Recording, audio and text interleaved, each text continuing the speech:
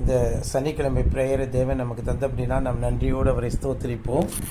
ஸ்தோத்திரம் செய்கிறோம். ராட்சாதி ராஜாவே, தேவாதி தேவனே, ரட்சகனே, உமது மகா இரக்கம் எங்கள் மீது இருக்கிறபடினால் நாங்கள் இந்த மாலை வேளையிலே உணர்வு உள்ளவர்களாக ஒரு சமூகத்தை தேடி வந்திருக்கிறோம்.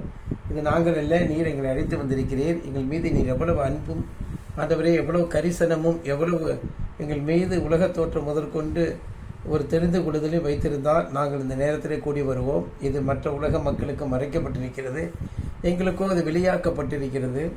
ஆண்டவரே ஸ்தோத்திரம். ஆண்டவரே, அதற்காக நாங்கள் கோடி வாக்கியங்களை உணர்கிறோம். கோடானு கோடி ஸ்தோத்திரங்களை பாதத்துக்கு வந்து நாங்கள் செலுத்துகிறோம். அது நாமும் உயர்ந்து என்றென்றைக்கு பரிசுத்தப்பட்டு அது கனமடைந்து இருப்பதாக வாழ்த்துகிறோம். ஸ்தோத்திரிக்கிறோம், ஸ்தோத்திரிக்கிறோம், ஸ்தோத்திரிக்கிறோம். மணியரசன் ஜெபம் பண்ணியா?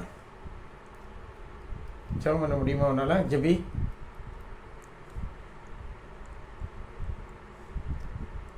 மேல இருக்கியா?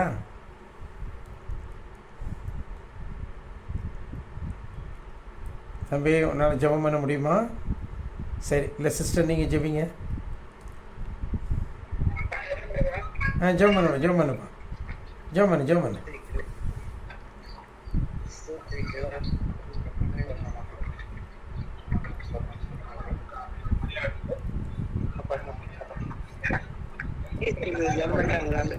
ஆமாம்,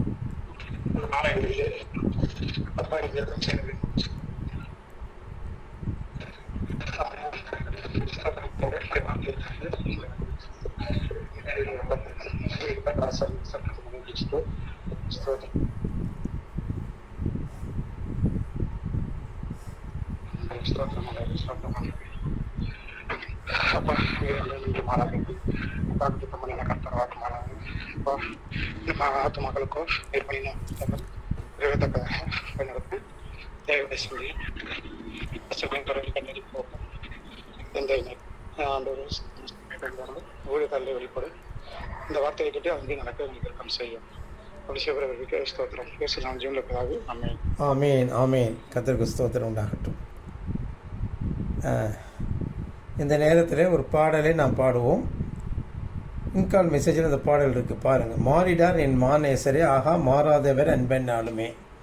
நல்ல ஒரு பாடல். ஆகவே பயபக்தியோடு இந்த பாடலை பாடுவோம். இன்கால் மெசேஜில் இருக்குது. மாறிடார் என் மாநேசரே, ஆகா மாறாதவர் அன்பென்னாலுமே, கல்வாரி சிலுவை மீதிலே காணுதே அன்பிதே. மாறிடார் என் மாநேசரே, ஆக மாறாதவன் பெண்ணாலுமே, கல்வாரி சிலுவை மீதிலே காணுதே அன்பிதே. இயேசுவின் மக அன்பிதே, அதனாலும் அறியலாகுமோ, இதற்கினை ஏதுமில்லையே, இனி ஏதும் வேறில்லையே.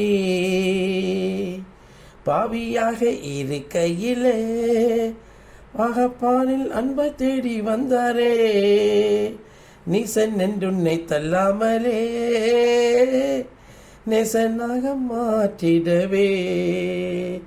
மாறிடாய மாநேசரே, உள்ளத்தால் அவரை தள்ளினும் தம் உள்ளம் அதை நேசித்ததினால், உள்ளத்தால் அவரை தள்ளினும் தம் உள்ளம் போல நம்மை நேசித்ததினால், அல்லல் யாவும் அகற்றிடவே அநாதி தேவன் பலியானாரே. அல்லல் யாவும் அகற்றிடவே ஆதி தேவன் பலியானரே. மாறிடாய மாநேசரே, ஆவியால் அன்பை பகிர்ந்திட தூய தேவனின் மின் சாயல் அணியே, ஆவியாலே அன்பை சோரிந்த அவளை அவரை சந்திக்க. மாறிடார் என் மாநேசரே, நியாய வீதி தினமதிலே நீயும் நிலையாகும் தைரியம் பெறவே, பூரணமாய் அன்பு பெருக புண்ணியரின் அன்பு வல்லதே. இயேசுவின் மக அன்பிதே அதனாலும் அறியலாகுமோ, இதற்கினை வேறில்லையே, இணை எதுவும் வேறில்லையே. பயமதை நீக்கிடுமே, யாவும் பாரினில் சகித்திடுமே, அது விசுவாசம் நாடிடுமே. அன்பு ஒரு காலம் பொழியாதே, பயமதை நீக்கிடுமே, யாவும் பாரினில் சகித்திடுமே, அது விசுவாசம் நாடிடுமே. அன்பு ஒரு காலம் ஒழியாதே. மாறி இயேசுவின் மக அன்பிதே அதனாலும் அறியலாகுமோ, இதற்கிணை ஏதும் இல்லையே, இணை ஏதும் வேறில்லையே. மாறிடாய் எம்மா நெசரே, மாறாதவர் அன்பன் நாளுமே, கல்வாரி சிலுவை மீதிலே காணிதையும் அன்பிதே. கர்த்தருடைய பரிசுத்த நாமத்துக்கு ஸ்தோத்திரம் உண்டாகட்டும். நாம் தேவ சமூகத்திலே நாம் நம்மை அர்ப்பணிப்போம். சிஸ்டர் அந்த வசனத்தை படிங்க, இந்த வசனத்தை நீங்கள் படிங்க.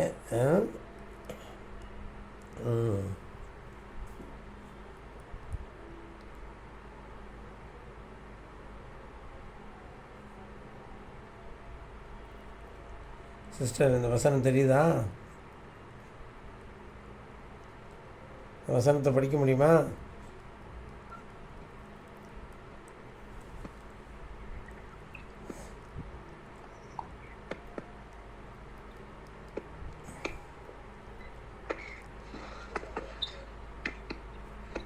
இந்த வசனம் தெரியுதா?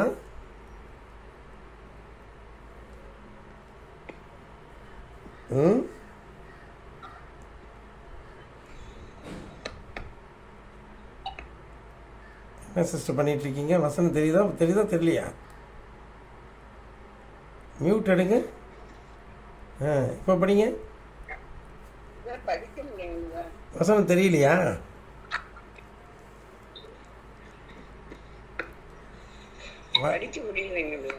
ஏன் வசனம் தெரியலையா?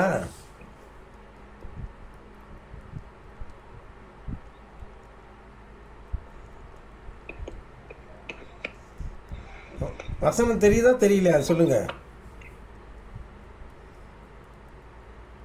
வசனம் தெரியுதா தெரியலையா?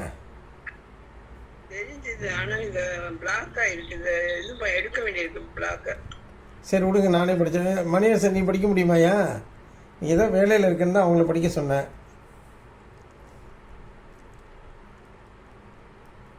சரி நானே படிக்கிறேன். ஏசாயா தீர்க்கதரிசியின் புஸ்தகம் 58ஆம் அதிகாரம் 8ஆம் வசனம். அப்பொழுது விடியற்கால வெளுப்பை போல உன் வெளிச்சம் எழும்பி உன் சுகவாழ்வு சீக்கிரத்தில் துளிர்த்து உன் நீதி உனக்கு முன்னாலே செல்லும், கர்த்தருடைய மகிமை உன்னை பின்னாலே காக்கும். நல்லா தெரிஞ்சுக்கொள்ளுவோம். விடியற்கால வெளுப்பை போல உன் வெளிச்சம் எழும்பும் என்று சொல்லியிருக்கிறது. அப்போ விடியற்காலம் எப்போ வரும்? அது ஒரு இரவு கழிந்து வரும். இரவு நேரத்திலே சகல விதமான துஷ்ட மிருகங்களும் துஷ்ட பூச்சி இனங்களும் அங்கே உலாவக்கூடிய ஒரு நேரம். அது அந்தகாரத்தின் வேலை. ஆமாம், இதுதான் இயேசு கிறிஸ்துவுக்கே ஒரு அந்தகாரத்தின் வேலை இருந்தது. அவரே ஒரு வாழ்க்கையில் அவர் மாட்டுத் தொழுவத்தில் பிறக்கக்கூடிய நேரத்தில் அதன் பிற்பாடு ஒரு சில வருஷங்களுக்குள்ளாக அவர் எகிப்துக்கு ஓட வேண்டியிருந்தது. எகிப்து என்பது ஒரு பாவ வாழ்க்கை. எகிப்திலிருந்து தான் இஸ்ரவேல் ஜனங்களை அழைத்து வந்தார். ஆனால் அதே எகிப்துக்கு பின்னாளில் இவர் ஓட வேண்டியது வந்தது. அதன் பிற்பாடு திரும்ப வந்த பிற்பாடு நாசரேத்தூரில் தான் போய் தங்க வேண்டிய இது வந்தது. ஏனால் கொடூரர்கள், பொல்லாதவர்கள் அவரை கொலை செய்ய வகை தேடினார்கள். ஆமாம், இது கிறிஸ்து இயேசுவுக்கு நேர்ந்த ஒரு உபத்திரம் மாத்திரமல்ல, அவரால் தெரிந்து கொள்ளப்பட்டவர்களுக்கும் இதே உபத்திரமும் இருக்கும். நாமும் இருள் சூழ்ந்த காலத்திலே வாழ்ந்து கொண்டிருக்கிறோம். இப்பொழுது எப்படி பாதுகாக்கப்படுகிறோம் என்று நீங்கள் கேட்பீர்கள் என்றால், இருளுள்ள ஸ்தலங்களிலே பிரகாசிக்கிற விளக்கு என்று நமக்கு ஒரு தேவன் ஒரு விளக்கை கொடுத்திருக்கிறார். ஆமாம், ஆமாம், பொழுது விடிந்து விடிவெள்ளி உங்கள் இருதயங்களில் உதிக்கும் அளவும் அந்த விளக்கை போன்ற அந்த வசனத்தை நாம் கவனித்துதான் நலமாக இருக்கும் சொல்கிறார். அதிக உறுதியான தீர்க்க தரிசன வசனங்கள் நமக்கு உண்டு இல்லையா? அதிக உறுதியான தீர்க்க தரிசன வசனங்கள் உண்டு. ஏசாயா, எரேமியா, எசேக்கியேல், தானியேல் என்று சொல்லப்பட்டிருந்தும் அதன் பிற்பாடு புதிய ஏற்பாட்டிலே வரக்கூடிய அநேக தீர்க்க தரிசன வசனங்கள் எல்லாவற்றையும் நாம் கவனித்து நாம் நடப்போம் என்றால் அதெல்லாம் இருளுள்ள ஸ்தலங்களில் பிரகாசிக்கிற ஒரு வெளிச்சம். இதுதான் சுருக்கமாக நாம் மத்தேயு 5 காண்கிறோம். சுரேஷ் என்கிற சகோதரனுக்கு அது புரிய மாட்டேன்னு என்கிறது. அது புரியும், ஆனால் அவன் தூங்குகிறவனைப் போல நடிக்கிறபடினால் இது புரியாது. எல்லாருமே இன்றைய கிறிஸ்தவர்கள் எல்லாரும் தூங்குகிறதை போல நடிக்கிறார்கள். அவர்கள் யாரும் உண்மையான கிறிஸ்தவர்களாக யாரும் பிரயத்தனப்படுவதில்லை. பொதுவாக ஆரம்பத்தில் ரொம்ப வீரியமாக இயேசு கிறிஸ்துவை ஏற்றுக்கொண்டு வந்து விடுகிறார்கள். பின்னாளிலே அவர்கள் உலகத்தினுடைய உபத்திரவங்கள் வரும் பொழுது அந்த 4 வகை நிலங்களிலே 3 வகையான நிலங்கள் எப்படி தகாததாக இருக்கிறதோ, சபிக்கப்படுகிறதுக்கு ஏதுவாக இருக்கிறதோ, எப்படி அவைகள் முட்களையும் கற்பாறைகளையும் வெட்டாத்தரைகளையும் கொண்டிருக்கிறதோ, அப்படி போன்ற இருதயம் படைத்தவர்கள் தான் இந்த கிறிஸ்தவ சமுதாயத்தை ஆட்சி செய்கிறார்கள். இன்றைக்கு அமெரிக்கா எடுத்துக்கொள்ளுங்கள், அது எப்பொழுதே விழுந்து போய்விட்டது. ஐரோப்பிய தேசத்தை எடுத்துக்கொள்ளுங்கள், அவர்கள் எப்பொழுதே விழுந்து போய்விட்டார்கள். அவர்களால் சுவிசேஷத்தை பிரசங்கிக்கவே முடியாது. ஆனால் இப்பொழுது சுவிசேஷம் எங்கிருந்து பிரகாசிக்கும் என்றால் கிழக்கிலிருந்து தான் பிரகாசிக்கும். விடியற்கால வெளுப்பு எங்கிருந்து உண்டாகும்? கிழக்கிலிருந்து தான் உண்டாகும். கிழக்கிலிருந்து தேவன் வெளிச்சமாக வருவார். மனுஷகுமாரன் உதிப்பார். மனுஷகுமாரன் தான் சூரியன். ஆமாம், கர்த்தரே சூரியனும் என்று சொல்லியிருக்கிறது. ஆகவே விடியற்கால வெளுப்பு எந்த பக்கத்திலிருந்து தோன்றும் என்று நாம் கேட்போம் என்றால் கிழக்கிலிருந்து. ஆமாம், இஸ்ரவேல் தேசத்தை பொறுத்த வரைக்கும் இந்திய தேசம் கிழக்கு பகுதியில் இருக்கிறது. அதில் நிறைய இந்து தேசத்தை குறித்து அதில் நேரடியாகவும் மறைமுகமாகவும் நிறைய குறிப்பிடப்பட்டிருக்கிறது. ஹோடு என்று சொல்லக்கூடிய இந்த இந்து தேசம் முதல் என்று அவர்கள் அழகாக மொழிபெயர்த்திருக்கிறார்கள். அது தேவனுடைய இந்த மொழிபெயர்ப்பில் தேவன் நமது தேசத்தை சேர்த்திருக்கிறார். அதுதான் ஆச்சரியமான ஒரு விஷயம். ஆமாம், இந்து தேசம் முதல் என்று சொல்லப்பட்டிருக்கிறது. ஆமாம், இப்போ இந்த மாடர்ன் இந்தியா அந்த காலத்திலே ஹோடு என்று சொல்லப்பட்டது. அதாவது அதான் கிழக்கத்திய புத்திரர்கள். இந்த இந்தியாவில் இருக்கக்கூடிய கிழக்கத்திய புத்திரர்கள்லாம் கல் தோன்றி மண் தோன்றா காலத்திலிருந்து இந்த மூத்த குடி மக்கள் என்று சொல்லக்கூடிய அளவிற்கு இங்கே தமிழ் இலக்கியங்கள் அவ்வளவு தொன்மையாக இருக்கிறது. கிழக்கத்திய புத்திரர்கள் சாலமோனின் ஞானத்தை தேவன் புகழும் பொழுது கிழக்கத்திய புத்திரர்களை வைத்துதான் அவர் புகழுகிறார். கிழக்கத்திய புத்திரர்கள். ஆமாம், யோசிச்சு பாருங்க. அது பண்டைய காலத்தினுடைய நிலைமையை, நிலவரத்தை, அப்பொழுது இருந்த நிலவரம் சினோரியோவை அது வேதத்திலிருந்து ஓரளவு அதிலிருந்து நாம் அந்த கூறுகளை பெற முடியும். ஆமாம், கிழக்கிலிருந்து தேவன் விடியற்கால வெளுப்பை அனுப்புவார். ஆமாம், இது ஏசாயா 53 நாம் கோர்வையாக பார்த்து கொண்டிருக்கிறோம். 53 சிலுவையில் மரிக்கிறார் அவர். 54 மணவாட்டி சபைக்கு வராரு. 55 அவர்களுடைய தாகங்கள் எல்லாம் தணிக்கிறார். 56, 57 இப்போ என்ன கடைசியாக? ஆமாம், 57ஆம் அதிகாரம் வந்திருக்கிறோம். 58க்கு வந்துட்டோம். 57, 58.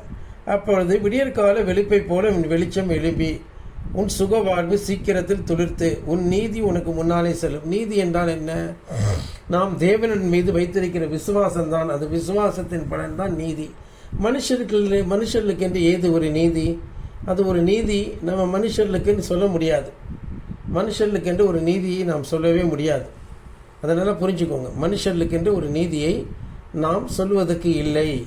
ஆம் அன்பானவர்களே, மனுஷர்களுக்கென்று யாதொரு நீதியும் கிடையாது. மனுஷர்கள் என்றைக்குமே அவர்கள் சுயநீதியுடைய பிடித்தவர்களாக அழுக்கடைந்த கந்தையை உடுத்தியவர்களாகத்தான் இருக்கிறார்கள். ஆனால் உண்மையான நீதி எங்கே இருக்கிறது என்று கேட்கும் பொழுது அவர்கள் தேவனை விசுவாசிக்கிற விசுவாசத்திலே. சர்ப்பமானது வனாந்திரத்திலே உயர்த்தப்பட்டது போல மனுஷகுமாரனும் உயர்த்தப்பட வேண்டும். அதாவது மனுஷகுமாரன் பாவி என்று எல்லாராலும் கைவிடப்பட வேண்டும். அவர் அவமானப்படுத்தப்பட வேண்டும். நம்முடைய மெய்யாகவே அதான் ஏசாயா 53.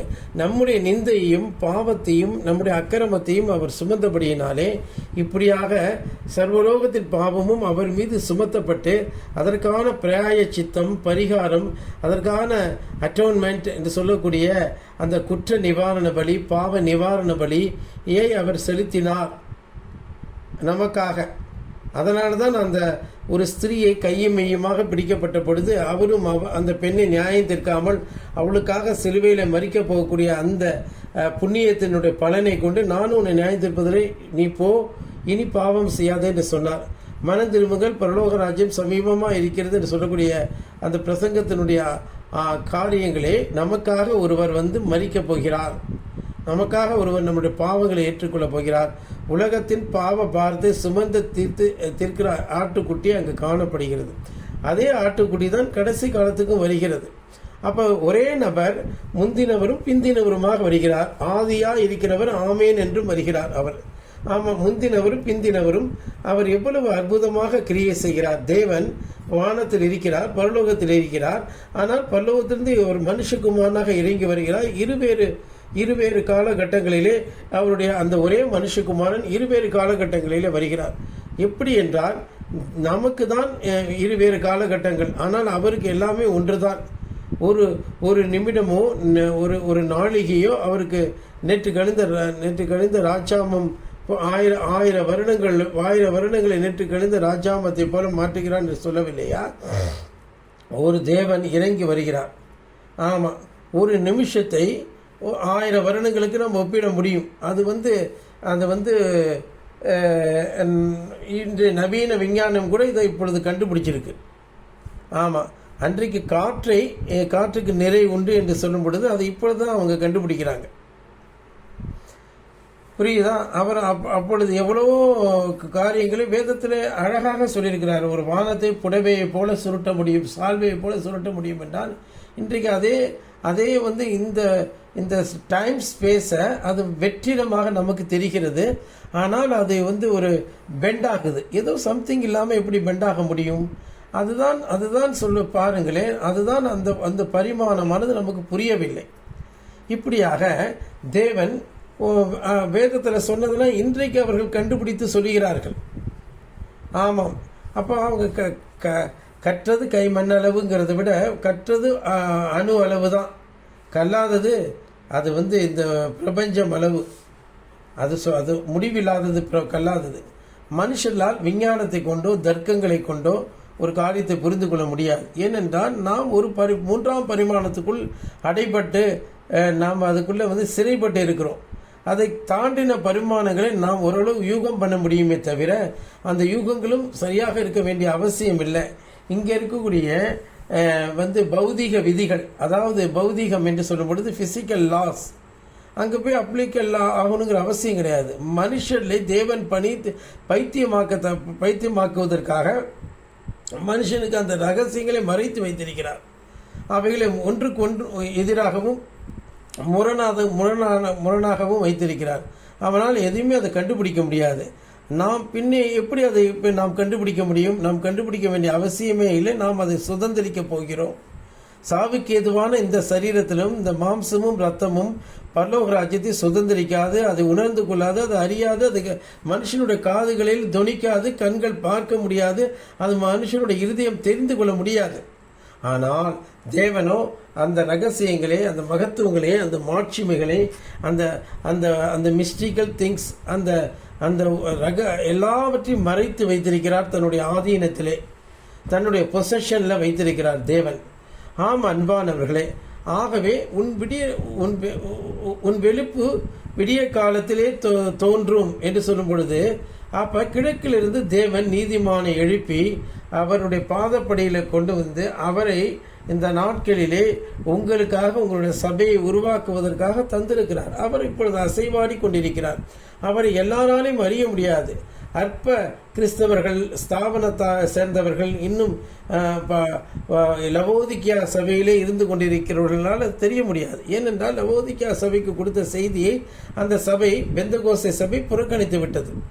ஆமாம், அது அது அது குறித்து அந்த காலத்தினோட தூதன் சொன்னவர்கள், அந்த தூதனை சேர்ந்தவர்கள் என்று சொல்லுகிறவர்களுமே கூட அதை அவர்கள் சரியாக புரிந்து கொள்ளவில்லை. அதை அவர்களால் அதை அவர்களுக்கு சரியாக அது அவர்களுக்கு புரியாததுனா, ஏனென்றால் அவர்கள் மேட்டிமை கொண்டார்கள்.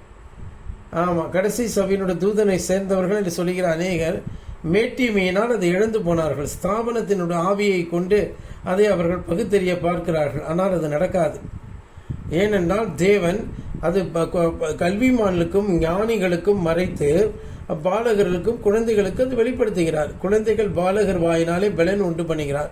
நாம் எளிமையாகவே இயேசு கிறிஸ்துவின் ரத்தம் ஜெயம், ஆண்டவராகிய இயேசுனுடைய நாமத்தை நாம் துதிப்பதன் மூலம் நாம் அந்த பலனை பெறுகிறோம். அந்த உன்னதத்தின் பலன் அவருடைய பரிசுத்த ஆவிதான். அது நமக்குள் வருகிறது. அன்பானவர்களே, அந்த பரிசுத்தாவின் அச்சாரத்தை நாம் பெற்றிருக்கக்கூடிய நாம் அந்த அவருடைய முழுமையும் நாம் பெற்று அந்த புத்திர சுவிகாரத்தை பெறுவோம். அன்பானவர்களும், அப்பொழுது சாவுக்கு ஏதுவான அந்த சரீரம் சாவாமைக்கு ஒப்பாக மறுரூபமாக்கப்பட்டிருக்கும். இந்த உலகத்தினுடைய பாடுகளும் கஷ்டங்களும் துன்பங்களும் வேதனைகளும் இனி வெளிப்படும் மகிமைக்கு ஒப்பிடத்தக்கவைகள் அல்ல. நாம் எல்லாரும் தேவனுடைய சுதந்திரராக மாறிவிடுகிறோம், அவருடைய பங்காளிகளாக மாறிவிடுகிறோம். அவருடைய பரிசுத்தத்திற்கும் அவருடைய உயிர்த்தெழுதலின் வல்லமைக்கும் அவருடைய சாவாமை உள்ள வரம், அதாவது நித்திய ஜீவனுக்கும் நாம் பங்காளிகளாகி விடுகிறோம். அன்பானவர்களே, நம்முடைய பலன் பரலோகத்திலே மிகுதியாக இருக்கும். நாம் சந்தோஷப்பட்டு கலிகூற வேண்டும்.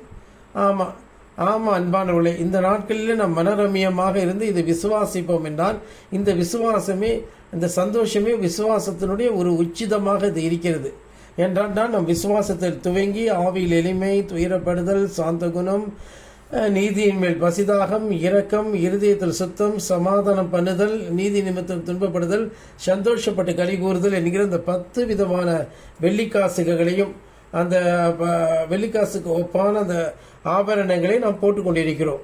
அது ஆபரணமாக இருக்கிறது, ஆர்னமெண்ட். ஆமாம் அன்பானவர்களே, அந்த ஆர்னமெண்டேஷன், அந்த ஆர்னமெண்ட் நமக்கு தரப்படுகிறது. அந்த வெள்ளிக்காசு, அந்த 10 வெள்ளிக்காசுகளை கூட நம்ம ஆர்னமெண்ட் பண்ணிக்கிறோம். அதுதான் மணவாளன் நமக்கு கொடுத்த அச்சாரம். அன்பானவர்களே, பரிசுத்த ஆவியினாலே நமக்கு தேவன் கொடுத்த அச்சாரமாக இருக்கிறது.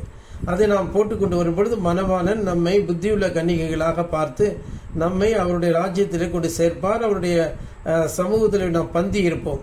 சத்துருக்கள் அந்த நாட்களிலே அவர்கள் கலங்கி தவிப்பார்கள். அவர்கள் முன்பாக நம் பந்தியிலே மிகவும் சந்தோஷமாக இருப்போம். அன்பானவர்களே, அதுதான் இந்த நாட்களில் உன் விடியற்கால வெளுப்பு சீக்கிரமாக துளிர்த்து, உன் வெளிச்சம் எழும்பி, உன் சுகவாழ்வு சீக்கிரத்தில் துளிர்த்து, உன் நீதி உனக்கு முன்னாலே செல்லும், கர்த்தருடைய மகிமை உன்னை பின்னாலே காக்கும். அப்போ முன்னும் பின்னும் தேவன் அப்படி ஒரு பாதுகாப்பை தருகிறார். சுகவாழ்வு துளிர்க்கும். இதுவரைக்கும் நாம் இடுக்கமான வாழ்க்கையை தான் நாம் வாழ்ந்து கொண்டிருந்தோம். இனி நாம் வாழப்போவதெல்லாம் சுக வாழ்வாக இருக்க போகிறது. அன்பானவர்களே, இனி நாம் வாழக்கூடிய வாழ்க்கையெல்லாம் இனிமையான வாழ்க்கை, சந்தோஷமான ஒரு வாழ்க்கை, பரிசுத்தமான ஒரு வாழ்க்கை, நீதி நிறைந்த ஒரு வாழ்க்கையை தான் நம்ம வாழப்போகிறோம். அன்பானவர்களே, பரிசுத்தமும் நீதியும் நியாயமும் நேர்மையும் சத்தியமும் உள்ள வாழ்க்கை, அதாவது பரலோக ராஜ்யம், ஆறுதல், பூமியை சுதந்திரித்தல், திருப்தி அடைதல், இரக்கம் பெறுதல், தேவனை தரிசித்தல், தேவனுடைய புத்திர சுவிகாரத்தை பெறுதல், பரலோக ராஜ்யத்தை முழுமையாக சுதந்திரித்தல், அவருடைய ராஜ்யத்திலே நம் மிகுந்த பொக்கிஷங்களை பெறுதல், இப்படியான நித்திய ஜீவனை நாம் அடைந்து இந்த உலகத்திற்கும் நாம் சாட்சியாக இருந்து இந்த காரியங்களை செய்வோம். அன்பானவர்களே, ஆகவே இந்த செய்தியின்படி நாம் என்ன செய்ய வேண்டும் என்று இந்த ஏசாயா தீர்க்கதரிசியின் புத்தகம் 58ஆம் அதிகாரம் 8ஆம் வசனத்திலே நமக்கு கொடுக்கப்பட்ட ஆலோசனைகள் நிறைய இருக்குது. உபவாசிக்கும் பொழுது நம்முடைய உபவாசம் வெறும் பட்டினியாக இருப்பது மாத்திரமல்ல, அந்த நாட்களில் நாம் நிறைய நற்கிரியைகளை செய்ய வேண்டும். நம்மை போன்ற பிறனை நேசிக்க வேண்டும், தேவாதி தேவன் மீது அன்பு கூற வேண்டும், சகோதரரை மேன்மையாக எண்ண வேண்டும். நாம் ஏதாவது பாவம் செய்திருப்போமானால் வாயினாலோ கையினாலோ காலினாலோ கண்ணினாலோ அதை அறிக்கை செய்ய வேண்டும். அதாவது அதை தரித்து போட வேண்டும் என்று சொல்லியிருக்கிறார். அந்த பாவங்களை அறிக்கை செய்தலே நம் கண்களை, அதன் பின்பு நாம் பாவம் செய்யாதபடிக்கு நாம் அந்த பாவங்களை தரித்து போட வேண்டும். கண்களை தரித்து போடுவது என்று சொல்லும் பொழுது அந்த கண்களின் இச்சைக்கு இடம் கூடாதபடிக்கு நாம் தேவனிடத்தில் பலி செலுத்த வேண்டும். இயேசு கிறிஸ்துவின் ரத்தம் ஜெயம் என்று சொல்லி அவர் முழுமையாக விசுவாசிக்கும் பொழுது, உதடுகளின் காலையாகிய பலியை செலுத்தும் பொழுது, அன்பானவர்களே, நமக்காக இயேசுவானவர் மரித்தபடினாலே நாம் கண்களையோ காதுகளையோ வாயில் இருக்கக்கூடிய செய்த பாவங்களை நாம் உண்மையாக அறிக்கை செய்து மனம் திரும்பிவிட்டால் நாம் சுகவாழ்வு நிச்சயமாக துளிர்க்கும். நம்மை போன்று பிறனை நேசித்து அவர்களுக்கு ஆகாரம் கொடுத்து அவருடைய உலகத் தேவைகளெல்லாம் சந்தித்து அவர்களுக்கு நல்ல சுவிசேஷத்தை பிரசங்கித்து செய்வோமானால் இப்படிப்பட்ட பலாபலன் கிடைக்கும். கர்த்தர் தாமே நம்மை ஆசீர்வதிப்பாராக. சகோதரி உமா அவர்கள் ஜெபம் பண்ணுங்க. நீங்கள் மியூட் எடுத்து ஜெபிங்க சிஸ்டர். ஸ்தோத்திரப்பா, துதிக்கிறோம், ஸ்தோத்திரிக்கிறோம். இந்த அருமையான சாயந்தர வேளையிலே நல்ல வார்த்தைகளை நாங்கள் பெற்றுக்கொண்டோம். அப்பா ஸ்தோத்திரம். இந்த வார்த்தைகளுக்காக நாங்கள் மிகவும் நன்றி கொண்டவர்களாக இருக்கிறோம். ஆம் பிதாவே, நாங்கள் எப்பொழுதும் எங்களுக்கு சுக வாழ்வில் இருக்கும். அப்பா ஸ்தோத்திரம். நாங்கள் நீ சொல்லுகிற எல்லா நீதிகளையும் நிறைவேற்றும் பொழுது எங்களுக்கு சுக வாழ்வு துளிர்க்கும் ஐயா. அப்பா ஸ்தோத்திரம். எங்களைப் போல மற்றவர்களை நேசிக்கும் பொழுது எங்களுக்கு சுக வாழ்வு துளிர்க்கும். எங்களுக்கு என்ன தேவையோ அதை மற்றவர்களுக்கு நாங்கள் பூர்த்தி செய்ய மிகவும் நாங்கள் வைராகியம் உள்ளவர்களாக இருந்து, அக்கறை உள்ளவர்களாக இருந்து, பொறுப்புள்ளவர்களாக இருந்து நாங்கள் அப்படி நீ அப்பா ஸ்தோத்திரம் ஸ்தோத்திரம் ஸ்தோத்திரம் மற்றவர்கள் மீது அன்பு கொண்டு கூறும்பொழுதும் அதோடு கூட நிச்சயமாக நாங்கள் அப்பா ஸ்தோத்திரம் தேவரையுடைய சுவிசேஷத்தை மற்றவர்களுக்கு நாங்கள் அறிவிக்கும் பொழுது எங்கள் சுக வாழ்வில் இருக்கும் ஐயா. இந்த வார்த்தையானது அப்பா ஸ்தோத்திரம் தேவரே உம்மாலே ஆம் என்றும் ஆமேன் ஆமேன் ஆமேன் என்றும் முதலிலே சொல்லப்பட்டு கொண்டிருப்பதினால் நாங்கள் நன்றியோடு சொல்கிறோம். ஆம் பிதாவே, எங்கள் நீதி பட்ட பகலை போல அப்பொழுது வெளிச்சமாகும் ஐயா. அப்பாவை துதிக்கிறோம், அப்பாவை துதிக்கிறோம். விடியற் கால வெளுப்பை போல எங்கள் நீதி வெளிச்சமாகும், பட்ட பகலை போல வெளிச்சமாகும். எங்கள் சுக வாழ்வு துளிர்க்கும். அப்பாவை துதிக்கிறோம். இந்த சுக வாழ்வு துளிர்ப்பதற்கு நாங்கள் சும்மாவாக அதை நாங்கள் பெற்றுக்கொள்ள முடியாதப்பா. அதற்கு அவ்வளவு நாங்கள் விலை கொடுக்க வேண்டும். அவ்வளவு நாங்கள் மத்திய 5 நாங்கள் நடக்க வேண்டும். அப்பாவை துதிக்கிறோம். அப்பா, அதற்கு எங்களை தாழ்த்தி சமூகத்திலே ஒப்பு கொடுக்க வேண்டும். எங்களுடைய ஆவி ஆத்மா சரீரங்களை உமக்கு ஜீவ பலியாக நாங்கள் ஒப்படைக்க வேண்டும். அப்பா ஸ்தோத்திரம். அப்பாவை துதிக்கிறோம், அப்பாவை துதிக்கிறோம். அப்பொழுது அப்பா ஸ்தோத்திரம் விடியற் கால வெளுப்பை போல எங்கள் வெளிச்சம் பிரகாசிக்கும். அப்பா ஸ்தோத்திரம். எங்கள் நீதி முன்னால செல்லும் தேவரே, உடைய மகிமை எங்களை பிறகே காக்கும். அப்பா சுக வாழ்வு துளிர்க்கும். இந்த வசனமானது, இந்த வார்த்தையானது சர்வ சிருஷ்டிக்கும் கொண்டு செல்லப்பட்டு சர்வ சிருஷ்டியும் பூரித்து மகிழ்ந்து ஆனந்த கலிப்புடன் பாடி அப்பா ஸ்தோத்திரம் சீயோனுக்கு திரும்பி வருவார்கள், கர்த்தரால் மீட்கப்பட்டவர்கள் திரும்பி வருவார்கள் என்று சொல்லி இருக்கிற வேண்டும். சர்வ சிருஷ்டியும் அப்பா ஸ்தோத்திரம் ஆனந்த கலிப்புடன் பாடும்படியாக இந்த சுவிசேஷம் சர்வ லோகத்துக்கும் சர்வ சிருஷ்டிக்கும் எடுத்து செல்லப்படுவதாக அப்பா ஸ்தோத்திரம். இதை கேட்கிற அப்பா உடைய ஜனங்கள் வார்த்தை இப்படி சொல்லுகிறதா, நமக்கு சுகவாழ்வு துளிர்க்க இப்படி ஒரு வழி இருக்கிறதா என்று சொல்லி அப்பா ஸ்தோத்திரம் அதிலேயே தங்களுடைய கவனத்தையும் சிந்தையும் செலுத்தி அப்பாவை துதிக்கிறோம். எல்லா நீதியையும் நிறைவேற்ற வைராகியம் கொள்வார்களாக. அந்த வைராகியத்தை பெற்றுக்கொள்ளும்படி ஆவியானுடைய வல்லமையை, ஆவியானுடைய அபிஷேகத்தை, ஆவியானுடைய வழிநடத்துதலை ஒவ்வொருவரும் பெற்றுக்கொள்ளத்தக்கதாக இந்த சாயந்திர வேளையிலே மிகுந்த கருத்துள்ளவனாக நாங்கள் துதிக்கிறோம் ஐயா. அப்பாவை துதிக்கிறோம், அப்பாவை துதிக்கிறோம், அப்பாவை துதிக்கிறோம். எங்கள் குறைகள், குற்றங்கள், அறியாமைகள், பலகீனங்கள் பாணியில் மன்னிக்க வேண்டும் என்று நாங்கள் கெஞ்சுகிறோம். எவ்வளவோ மன்னித்து பொறுத்திருக்கிறீரையா. இந்த வார்த்தை நிச்சயமாக வல்லமை உள்ளதாக ஒவ்வொருவரும் சென்று ஒவ்வொருவருக்கும் ஒரு பெரிய ஒரு நம்பிக்கையை தரட்டும், ஒரு பெரிய சமாதானத்தை தரட்டும், ஒரு பெரிய சந்தோஷத்தை தரட்டும், ஒரு பெரிய உற்சாகத்தை தரட்டும். அது தேவன் மீது அவர்களுக்கு மிகுந்த விசுவாசத்தை அப்பா கொடுக்கத்தக்கதாக நாங்கள் வேண்டிக் கொள்கிறோம் ஐயா. ஸ்தோத்திரம். இந்த வார்த்தையை கொடுக்க உடைய தாசன் எவ்வளவாய் தன்னை ஜீவ பலியாக ஒப்பு கொடுத்திருப்பார்கள். அப்படி கொடுத்துதானே இந்த வார்த்தைகளை நாங்கள் பெற்றுக்கொள்ளும்படி செய்கிறார்கள். அப்பா ஸ்தோத்திரம். அப்பா துதிக்கிறோம். இந்த தாசனுக்காக எந்நேரமும் ஜெபம் ஏறெடுக்கப்படுவதாக. எந்நேரமும் நாங்கள் ஜெபத்தை ஏறெடுப்போமாக. அப்பா துதிக்கிறோம். அப்பா, இந்த ஊழியத்திலே நாங்கள் தூண்களாக நிற்போமாக. இந்த ஊழியத்துக்கு எதிராக நாங்கள் ஒரு வார்த்தையும் சொல்லாதிருப்போமாக. இருதயத்திலே எந்த ஒரு வீணான சிந்தைகளையும் நாங்கள் வைத்திராதிருப்போமாக. அப்பா ஸ்தோத்திரம். அப்பாவை துதிக்கிறோம் இயேசுவின் நாமத்தில் பிதாவே. ஆமீன். ஆமீன். நல்ல தெய்வமே, ஆமீன். நல்ல தெய்வமே, மட்டுமாய் எங்கள் மத்தியில் நீ இருந்து இறங்கி வந்து மனுஷகுமாரனை பேசுனதுக்காக ஸ்தோத்திரம். இது மனுஷனுடைய சத்தம் அல்ல, இது தேவனுடைய சத்தம். ஆகவே இந்த ஊழியக்காரனுக்கு இப்படிப்பட்ட ஒரு சுலாக்கியத்தை நீ கொடுத்தபடினால் உம்முடைய பாதம் பணிந்தேன், பாதம் பணிந்தேன், என்னாலும் துதியே உம்மை என்று யாரை பாடுவேன், இசையா உந்த நண்பு உள்ளம் பொங்குதே. ஆமேன். இப்படியாக தேவனே எல்லா பாக்கியங்களுக்காக ஸ்தோத்திரம். இப்படிப்பட்ட காரியத்தை செய்வதற்கு நான் எம்மாத்திரம். ஆனாலும் தேவனே, இந்த ஊழியக்காரனுடைய ஊழியத்திலே நீர் மனுஷகுமாரன் உலாவி எவ்வளவு அற்புதங்களை நீர் செய்கிறீர். கர்த்தருக்கு ஸ்தோத்திரம், ஸ்தோத்திரம், ஸ்தோத்திரம், ஸ்தோத்திரம் என்று சொல்கிறோம். பெரிய காரியங்களை செய்தாலும் கண்ணீரை தொடையும். இந்த செய்தியை கேட்ட எல்லாருக்குள்ளேயும் ஒரு ஆறுதலும் சமாதானமும் மேன்மையும் உயர்வும் கனமும் புகழ்ச்சியும் கர்த்தாவே அவர்களுக்கு உண்டாகட்டும். அழியாமையும் கனமும் புகழ்ச்சியும் இந்த மக்களுக்கு உண்டாகட்டும். தேவனே, நீர் கனமும் புகழ்ச்சியும் துதியும் என்றைக்கு நீர் எடுத்துக்கொள்வீராக. தேவனே, உம்முடைய பிள்ளைகளை உம்முடைய உலகத்தொற்று உண்டான இந்த மகிமையினாலே மகிமைப்படுத்தும். பெரிய காரியங்களை செய்யும். அதனால் அவர்களுடைய வாழ்க்கையில் இருக்கக்கூடிய இன்னல்கள், இடர்கள், துன்பங்கள், வியாதிகள், பலகீனங்கள், அறியாமைகள் எல்லாவற்றிலும் விடுவிக்கப்படுவார்களாக. பெரிய காரியங்களை செய்துள்ளோம். இயேசுவின் நாமத்தில் ஜெபிக்கிறோம் பிதாவே. ஆமேன். நாளை தின ஆராதனை பொறுப்படுத்திக் கொள்ளும் எல்லா பிள்ளைகளை அழைத்து வாரும். இயேசுவின் நாமத்தில் ஜெபிக்கிறோம் பிதாவே. ஆமேன்.